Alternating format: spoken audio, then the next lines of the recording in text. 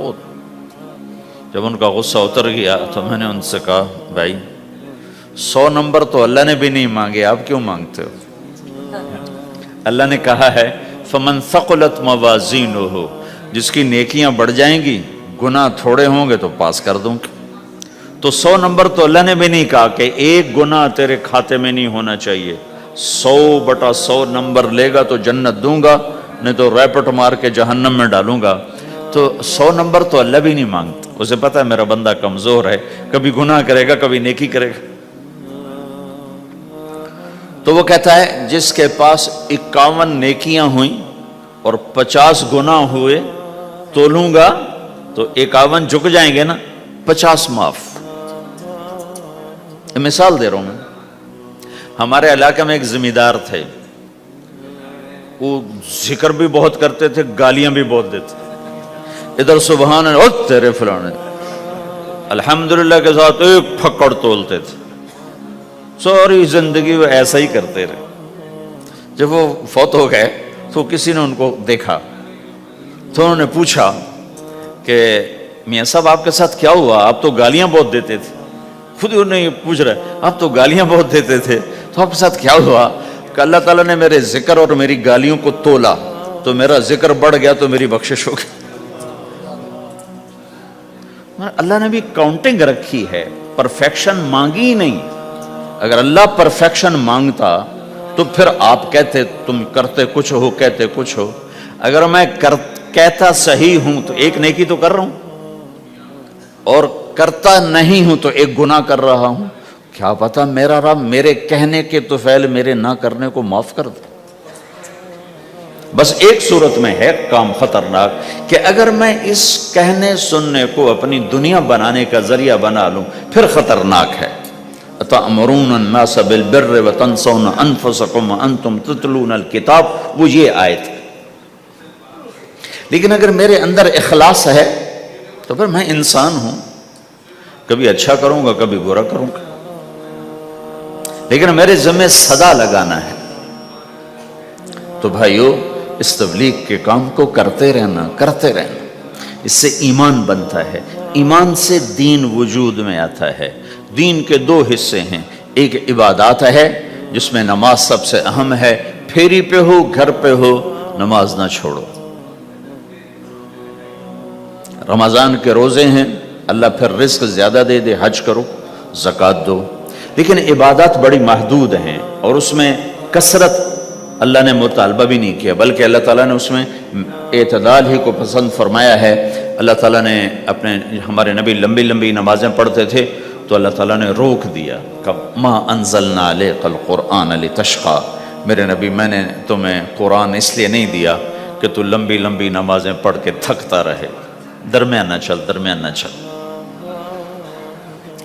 اللہ کے نبی نے تبلیغ میں زیادہ زور دکھایا تو اللہ نے اس پر بھی کہا فلا تذهب نفسك عليهم حسرات، اتنا غم نہ کیا کر کے تو خود ہی ہلاک ہو جائے. نہیں، ایسا نہ کر.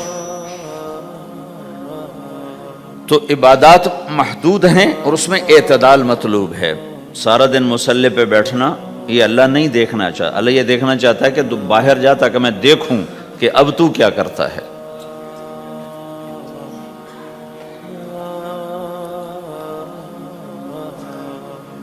دوسرا حصہ اس کا اخلاقیات ہیں، آپس کی معاشرت ہے. دین جو اثر انداز ہوتا ہے وہ معاشرت سے اثر انداز ہوتا ہے، عبادت سے نہیں. عبادات سے نہیں. عبادت تو مسجد کے اندر ہے یا مصلی پر گھر کے اندر ہے، روزہ اندر کی چیز ہے، حج بیت اللہ میں ہے، زکوٰۃ مسلمان کو دی جاتی ہے. تو دنیا میں دین پھیلنے کے لیے اور اپنوں کو دین کے قریب کرنے کے لیے جو سب سے بڑا عمل ہے وہ بھائیو اچھے اخلاق. یہ دوسرا حصہ میں آج بیان کرنا چاہتا ہوں.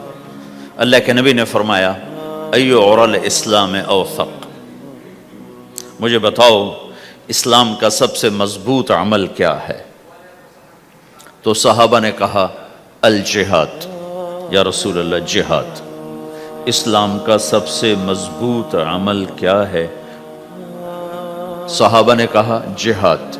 تو آپ نے کہا وحسن وما ہوا بہ، ہاں ہاں جہاد بہت اچھا عمل ہے لیکن سب سے بڑا عمل نہیں ہے، سب سے مضبوط عمل نہیں ہے۔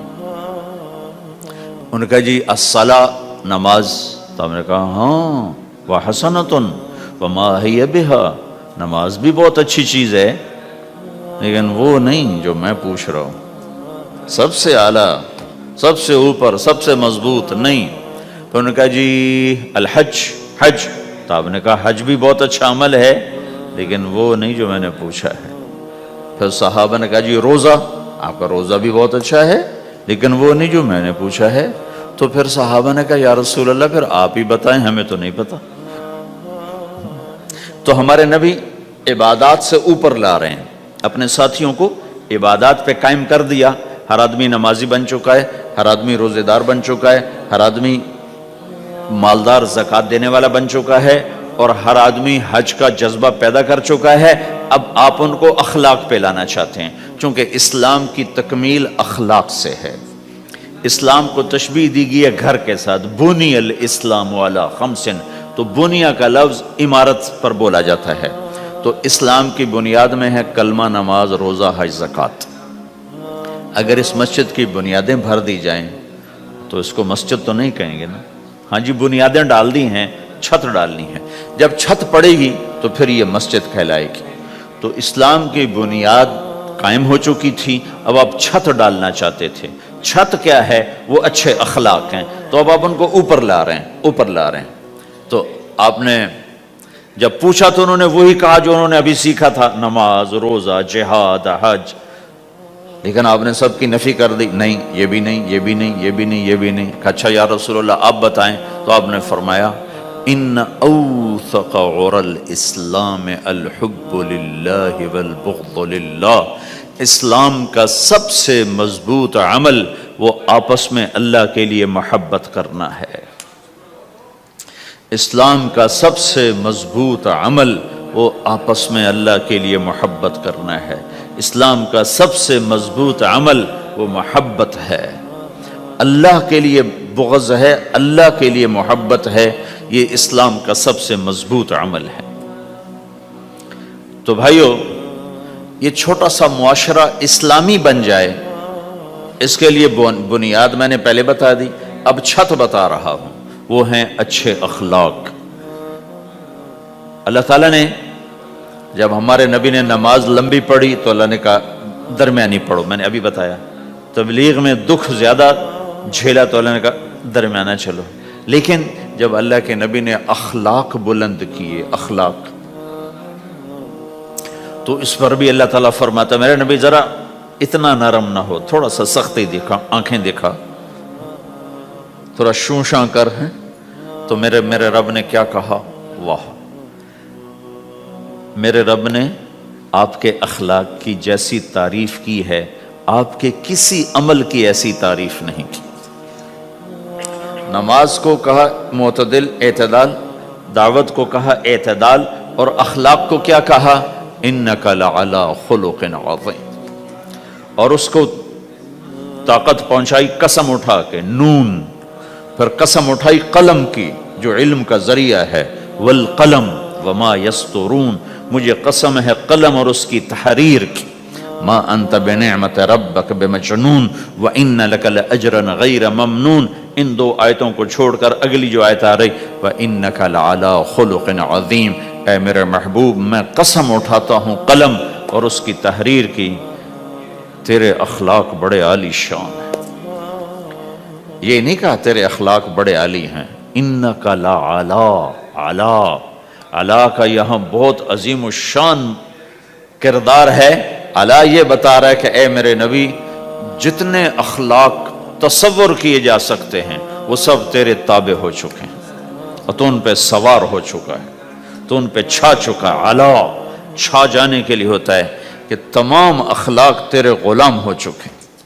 ایک دفعہ آپ نے فرمایا اچھے اخلاق 360 قسم ہیں، 360 قسم، 360 صفات کا مجموعہ اچھے اخلاق۔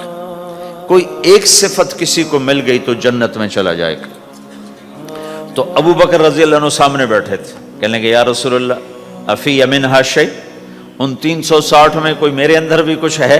تو آپ نے کہا تیرے اندر سارے کا سارا، کوئی کمی کوئی نہیں، پورے۔ یہ آپ نے اور کسی کو نہیں کہا، صرف آپ نے یہ ابو بکر سے فرمایا کہ ابو بکر تیرے اندر پورے اخلاق 360۔ تو بھائیو، آپس کی محبت اور اچھے اخلاق یہ اسلام کا سب سے چوٹی کا سبق ہے، سب سے اعلیٰ درجے کا سبق۔